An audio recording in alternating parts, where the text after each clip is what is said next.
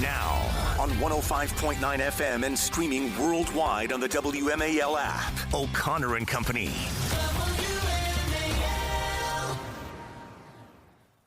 It is 7:07. It's O'Connor and Company this Wednesday morning in your nation's capital. Thanks for tuning in. Now, coming up at the 8 o'clock hour, we're going to address President Trump's statement yesterday where he is moving closer to, quote, federalizing the District of Columbia. This is due to an increase in violent activity, including one recent incident that involved a member of the Doge team rescuing a woman who was beaten up by multiple thugs, and he ended up getting beaten up. We'll talk to D.C. political analyst Chuck Thies about that at 8:05, and then at 8:35, the head of the D.C. Police Union, Gregory Pemberton. That is all coming up on the horizon. My name is Larry O'Connor, and I am pleased to be hanging out with Julie Gunlock. Good morning, Julie. Good morning. Joining us right now is author and historian and all-around good guy, Craig Shirley.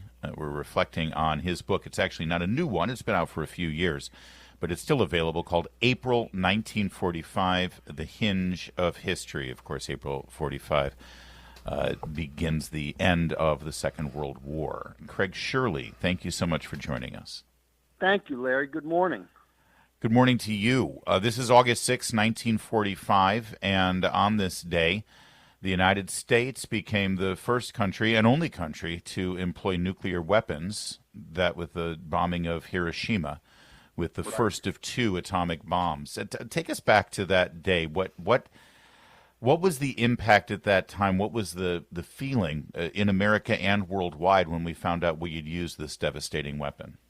Well, actually, strangely enough, it didn't lead automatically to the end of World War II. It took another 8 days and the bombing of Nagasaki before it finally provoked the emperor into surrendering. As of that time, we were still fully engaged with the Japanese. We were preparing an invasion, and they were preparing a defense that involved thousands of kamikaze planes and 500,000 troops.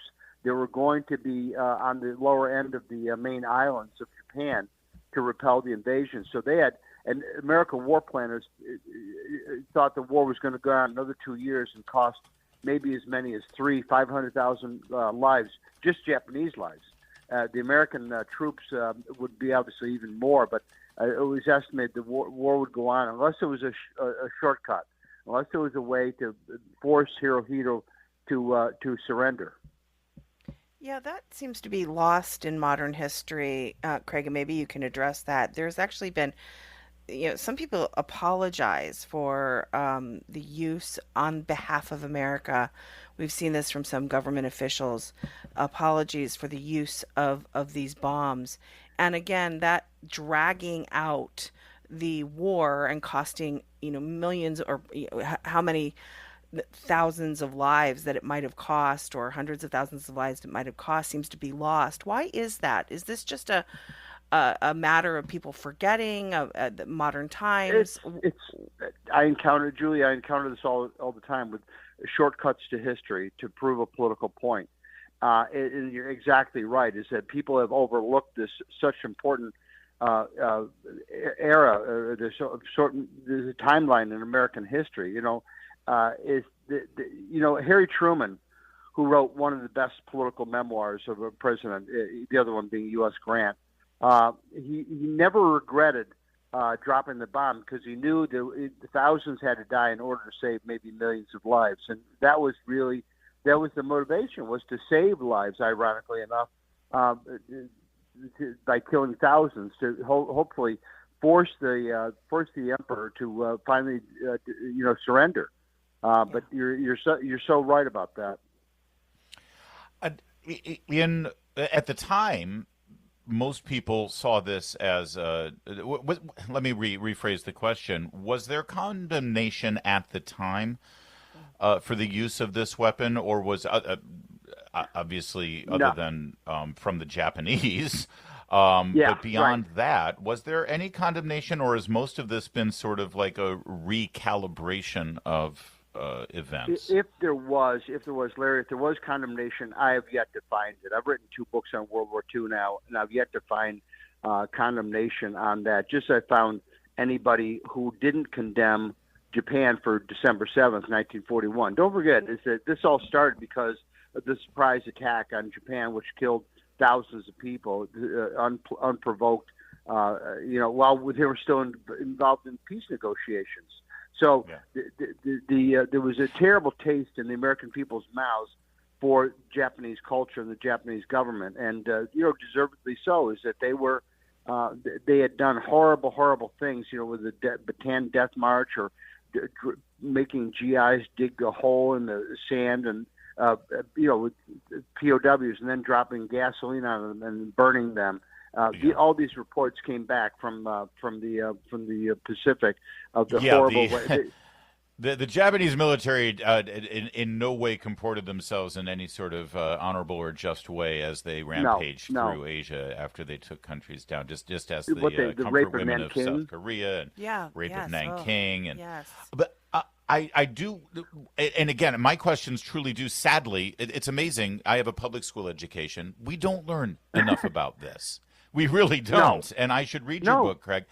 What was the military? Well, you should read all of them, actually.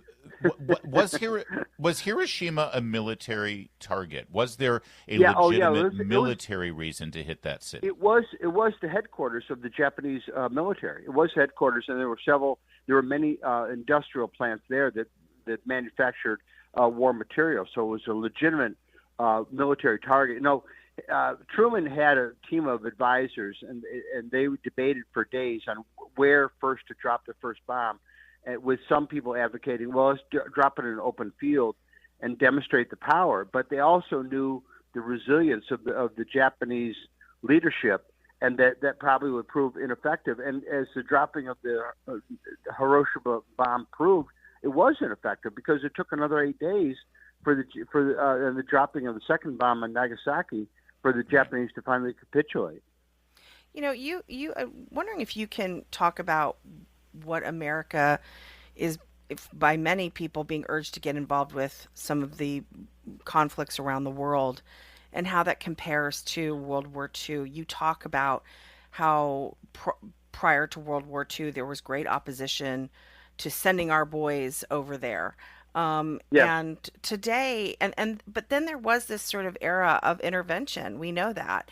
And we're seeing a reversal of that, where people are sort of returning to this idea of, do we really want to get involved? Why do we want to send our boys over there? That's not our fight. Let Europe take care of it. Let them work it out themselves. Can you talk a little bit about that return? Because it does seem like we're returning to those pre-World War II, more isolationist values. Exactly right, Julie. There's an ebb and flow to American foreign policy. We've gone from isolationist in the 30s. Both parties, by the way, were isolationists. That's what the America First movement was, comprised of Democrats and Republicans who were opposed to getting involved. We had a bad taste in our mouth after World War I, right? After, there was a saying going around America after World War I that all we got was death and debt and George M. Cohan.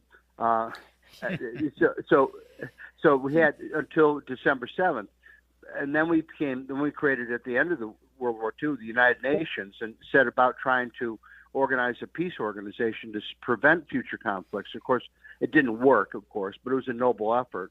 But then, after Vietnam, then there was a sense of isolationism in America. Why should we go out there and, try to save the world when all we get is all this bad press and bad reaction?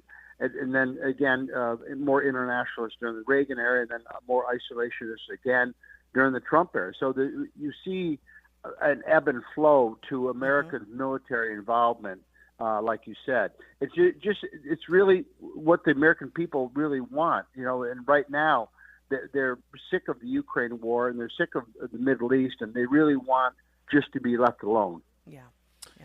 We've got to leave it there. It'll be interesting to see how the major news outlets cover this story today, if they do at all, the 80th anniversary of the bombing of Hiroshima. But we appreciate your insight, Craig Shirley. And the book, again, is April 1945, The Hinge of History. Clearly, I need to get it, so I will. You too. Thank you for admonishing me. And it should be pointed out, not only did it end that war, but we have not had another world war. We've had a lot of conflict. We've had a lot of various standoffs, but we haven't not had another world war. We're here. We had two within the course of 3 decades, and I think that if anything, the threat of nuclear engagement actually, I think, has always been there as sort of the worst case scenario, which has kept us from engaging in a world war. I would think is a fair assessment, wouldn't you? Yes, I agree. I absolutely agree. We'll leave it there, Craig. Thank you, sir. Always good to talk with you. Thank you. All right, likewise. Have a good day, y'all.